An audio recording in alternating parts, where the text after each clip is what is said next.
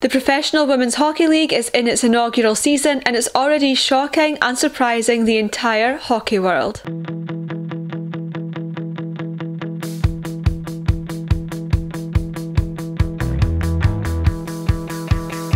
Hey everybody, welcome back to my channel. I'm Victoria. I talk all things Toronto sports and hockey and baseball from Scotland, and for today's video I'm talking about the PWHL, or the Professional Women's Hockey League.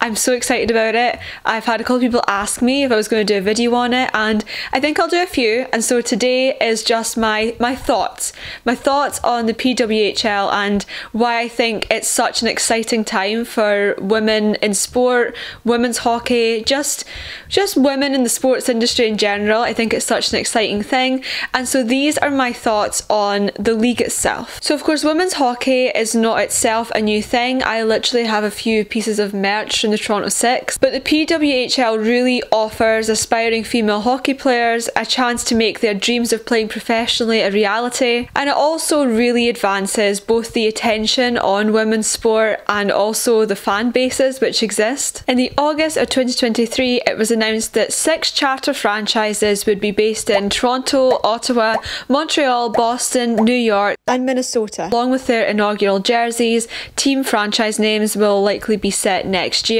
I know when they announced their jerseys a lot of people were not too happy at the sort of cookie cutter design of them, but it is just their inaugural jerseys.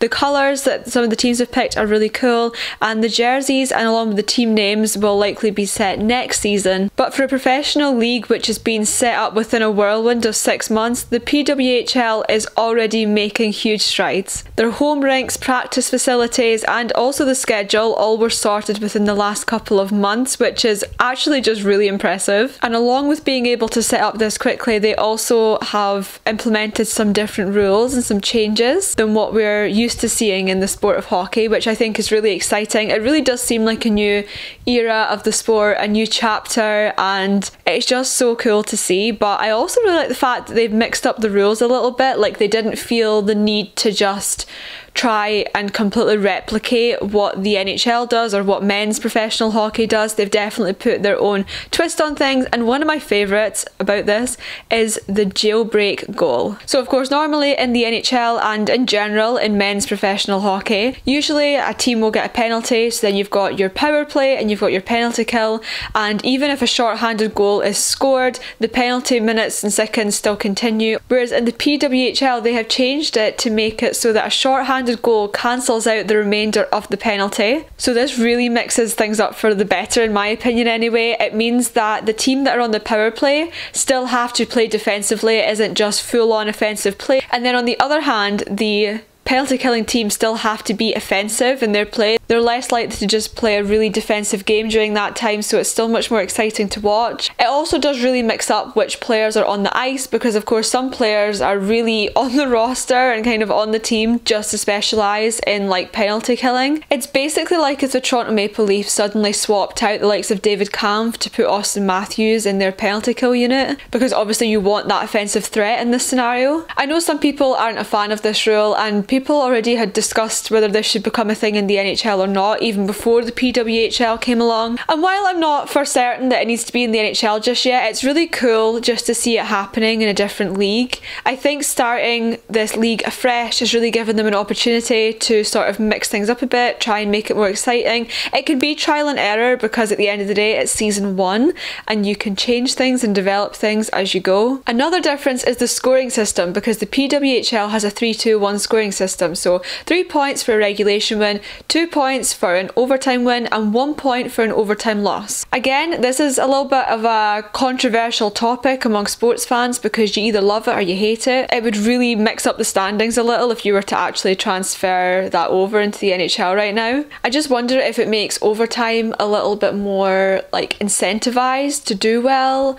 I think it's again like a refreshing change. Again, just really exciting to see how these things will pan out across the season. And then also another thing I think that was different than people expected is the fact that the games are a lot more physical than I think people anticipated it to be. There's definitely this sort of idea that women's hockey is not a lot of contact, it's maybe slower, like I think that's some of the reservations people sometimes have about watching it, but the games are so physical. They're so fast.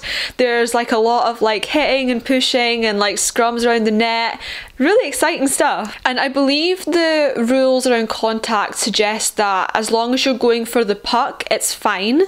So there's no like body or head hunting in this, but there's still physical contact as long as you're like going for the puck and playing the puck. And I think that's a really nice in between and does solve some of the issues that exist in hockey surrounding contact, because it allows for there still to be enough physicality in the game, but it's not just purely about hitting and hurting, if that makes sense. Like, it's actually got a productive outcome. These are competitive women, they're out there to win, and hockey of course is a very physical sport, and that's what they're out there to do. The PWHL in general is just so good for women's sport. There's already more fans of it than I've ever seen there be. It's obviously great for both young women and girls who are aspiring to play, but also for people who, like older women and like adult women who didn't have those opportunities to play in North America at that level before. That must be a really gratifying feeling for them to now see what's come to fruition in like their lifetimes, and since they were young girls trying to play hockey. And also just in general for female sports fans, women in the industry, like it's just overall a really great thing.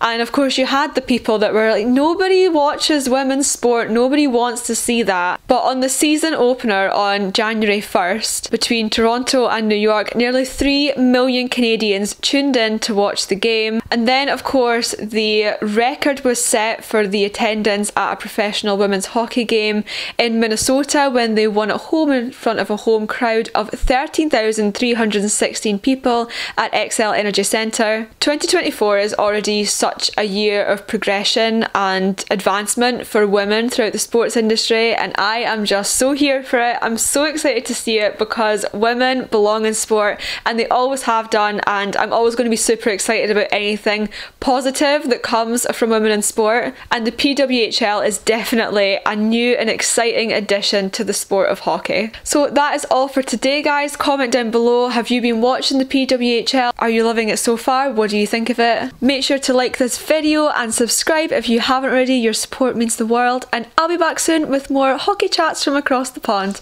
Bye guys.